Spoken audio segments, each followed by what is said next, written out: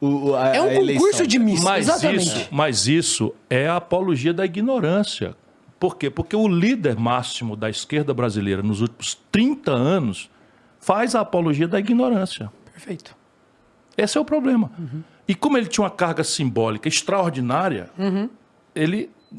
isso bastava para o Brasil, sabe, da redemocratização. Veja bem, quando ele entrou, ele mereceu parcialmente ou totalmente esse eu mérito. Ajudei, cara. Né? Eu ajudei. O cretino é isso. Foi uma coisa... O cretino é isso. Eu lembro até hoje de pessoas indo lá na minha casa falar sobre o PT, falar sobre como isso ia ser uma revolução, e na hora que entrou, eu era muito novo, né? Na hora que entrou... Foi tomado um sentimento, assim, de que realmente, sabe, tinha alguém ali que pela primeira vez ia ter um olhar mais social e que as pessoas estavam, né, ampliando o poder de compra e tendo oportunidades. E depois veio todo esse lance da educação, né, tal. Então, das universidades e tal. Mas, enfim, eu acho que se não cobrar um projeto num momento como esse, porque se a gente tá na maior crise de todas, então o projeto tem que ser ainda mais sofisticado e ainda mais complexo. Eu me prestei a ler o livro e quando eu fiquei sabendo que eu vim aqui, eu dei uma relida, né? E eu já falei que eu vejo muita coisa, tal. E se tem alguma coisa que eu represento, Ciro, é meio que o flow aqui a gente faz, que é essa indústria, digamos assim, mais moderna do Brasil. Da comunicação, das artes, da tecnologia, os programadores. Eu fico emocionado de ver que quando eu vou pra fora no Brasil, qualquer feira de tecnologia... Tem lá o stand dos brasileiros e eles estão, cara, aos trancos e barrancos com seus robôs, com seus projetos. A gente tem o Rafael Grassetti, se eu não me engano, eu sempre erro o sobrenome dele. Grassetti. Ele é diretor de arte, simplesmente, talvez, do jogo mais importante que existe no planeta, que é o God of War. Né? Aí os fanáticos de videogame vão brigar. Mas, assim, é indiscutível que é um dos títulos mais importantes, né? Tá ali no panteão das obras mais importantes. Tantos brasileiros que estão representados, assim, por essa indústria que eu faço parte. Lendo o teu livro... Tem uma hora que você está falando sobre a questão do câmbio, e você está falando especificamente de como a gente vai ter que, num primeiro momento, sacrificar de alguma forma esse impulso consumista de trazer coisas de fora, de comprar esses produtos tecnológicos como câmeras, notebooks, esse tipo de tecnologia, porque a nossa balança comercial não consegue dar conta disso com, enfim... agropecuária e, enfim, outros tipos de produção nacional que ainda está nesse estágio onde a gente só tem a matéria-prima e a gente não consegue, né, fazer outra coisa. Então, a minha pergunta, Ciro, é nesse sentido. Eu li isso e eu fiquei pensando, tem espaço nesse plano, no curto prazo, para um fomento a esse tipo de indústria? Eu te pergunto isso porque eu queria ser muito franco. Todas as pessoas que eu conheço, seja de esquerda, extrema esquerda, até as pessoas direitas, as pessoas, elas evadem o imposto alfandegário em algum momento. Eu conheço empresas que não existiriam se eles não tivessem, de alguma forma, comprado equipamentos no Mercado Livre, sem imposto. E isso que gera uma dúvida em mim, porque eu quero dizer assim, é simples... A gente não produz câmera nacional, a gente não produz computadores nacionais. Isso é muito importante. A gente não produz nada dessas coisas. Aí, hoje em dia, ainda tem um quociente que você está muito ligado nisso e eu quero te trazer esse dado. O nosso jovem que encontra na tecnologia, na edição de vídeo, na arte gráfica, uma oportunidade de... Eu conheço jovens que sustentam a família, hoje em dia, que não tem emprego regular, fazendo arte digital. Aqui no Flow, eu sei que vocês têm muita gente que trabalha com vocês, colaboradores. Como é que esse cara compete hoje em dia, comprando um computador com uma tributação altíssima, e depois ainda o câmbio, que não ajuda, com um cara que eu entro online hoje em dia num site de freelance internacional, e como é que ele compete com o editor americano, indiano, japonês, que paga quase nada de imposto, num câmbio super mais baixo, que tem todo o equipamento muito melhor que o nosso, e o cara com um computador, a Pandora...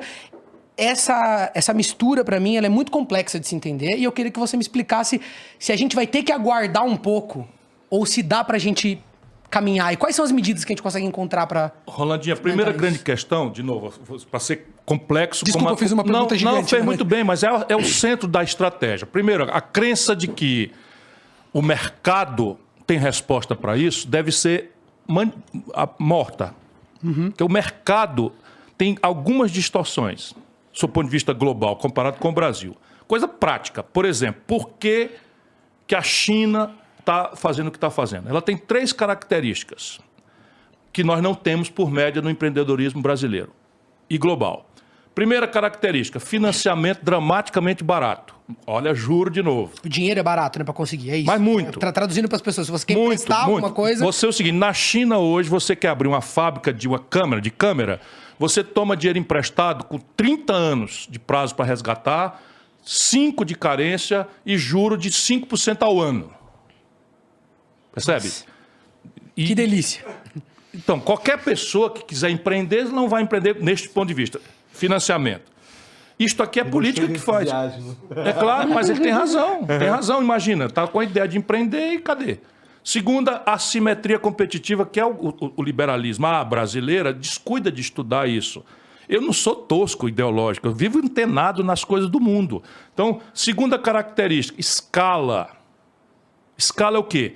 Invariavelmente, um produto ou serviço prestado em gigantesca quantidade, o preço final por unidade dele é mais barato do que custa produzir a mesma coisa, ou um similar, em pequena quantidade. Claro. Uhum. E você consegue a matéria-prima mais barata também, porque Tudo. você negocia Você muito... ganha escala de reduz os custos e reduz a lucratividade, a fração de centavo e tal. Mas vende muito e tudo. No Brasil, 7 em cada 10 empregos vem de pequena empresa, que por definição trabalha em pequena escala. Então nós estamos estrangulados no juro, estrangulados na escala e terceiro, chave de inteligência da tua resposta. Tecnologia. Então, o último estágio da arte será o que vai sobreviver. Todos os estágios antecedentes ao último estágio da arte, setor a setor, morrerá ontem ou anteontem. Não será amanhã, vai morrer hoje, no mais tardar. Uhum. Porque todos estaremos informados do último estágio da arte em matéria tecnológica. Né? Então, essas 3 características não são alcançáveis via espontaneísmo individualista do mercado. Perfeito. Nós precisamos resolver o problema, então, que o Brasil precisa ter um projeto nacional... Rapidinho, só para deixar claro, o que você está dizendo é... Sozinho... A tecnologia, a parte da tecnologia que vai sobreviver é a tecnologia de última geração. De ponta. O resto vai morrer o anteontem. O resto tende a desaparecer. 100%. Por isso que a gente não compra, por exemplo, um celular velho. Né? Por isso que ninguém usa mais máquina de escrever. É com essa característica. Pode acontecer um vintage no vinil, pode acontecer um vintage na Polaroid. Percebe? Mas, sob o ponto de vista do mass consumption, quer dizer, consumo de massa, terá as características de sofisticação tecnológica de ponta, mega escala e financiamento dramaticamente barato na origem. Até na arte, na internet, que é isso que eu tô querendo dizer para traduzir. 100%. O Cinema. O cinema é distribuição. Tá certo? Você pode ter uma puta peça. Eu vi um filme indiano, eu gosto de ver filmes iranianos, indianos, coreanos. A Coreia tá bombando nisso e é um bom exemplo para nós brasileiros. Então, Ciro, até o YouTube, veja bem, youtubers americanos, olha que fenômeno interessante. Eles estão dublando agora o conteúdo deles e transmitindo assim. Lógico. É isso que eu quero entender de você. Sim, como é que a gente compete com esses caras? A primeira premissa é saber o seguinte: se isso é para ser resolvido no espontaneísmo individualista do... Não acredito nisso. Não aconteceu jamais na história da humanidade, mas isso é o prevalente no Brasil ideologicamente. Certo. Então, nós precisamos trazer de volta a ideia de coordenação estratégica e construir a superação dessas assimetrias competitivas com política industrial e de comércio exterior. Então, qual é a lógica? De propósito, eu proponho aqui que a gente comece pela lei do menor esforço. Então, qual é a ideia? O Brasil não terá uma indústria de celulares tão cedo. O que é que nós podemos fazer? Nós podemos começar a estressar a indústria de celular que nós consumimos para que ela nacionalize ao máximo sua produção aqui dentro. Então, o chip não vai vir da Costa Rica, não vai ser aqui, porém, a casquinha de plástico pode ser feita aqui. Como? Eu crio uma dinâmica de estímulos, financiamento e tal, e de desestímulos, em que eu vou determinar que a conta daquela Nokia de Manaus, que tem uma renúncia fiscal imensa, seja zerada pela verticalização da produção no Brasil e por uma cota de exportação. E eu vou ajudar a fazer. Não vou constranger, mas vou também punir, aspas, economicamente, quem não fizer tão bem essa coisa de... A ideia é alcançar o equilíbrio nas contas e o superávit. Então, qual é a lei do menor esforço? É exatamente aquela onde o Brasil já tem escala potencial dada pelo mercado doméstico, o mercado interno brasileiro, que é um patrimônio extraordinário. É aquela onde o Brasil tem alguma maturidade tecnológica em que a gente alcança por um certo fast track o estado da arte, de qualquer lugar que a gente escolha. E terceiro, né, aquela escala, e terceiro, aonde o Brasil possa manipular mecanismos de financiamento não creditício, enquanto a gente resolve o problema do juro no Brasil, que não vai ser resolvido no estalo. Como é que a gente funciona, por exemplo? Aí eu cito alguns complexos industriais. Para dar exemplo prático, o Brasil, e lamentavelmente as tragédias estão só mostrando quanta razão os meus textos tinham. Então entra uma pandemia e o Brasil é apanhado com a mão com as calças arriadas, porque tem que importar respirador. O rudimento tecnológico é nenhum.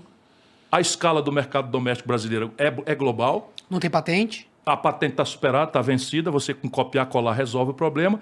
E a compra governamental, protegida pelo nosso status de nação em desenvolvimento na OMC, olha como é necessário você saber dar ordem. Você, como é que pode botar um estagiário na presidência da República que não sabe dar uma ordem nem avaliar uma política?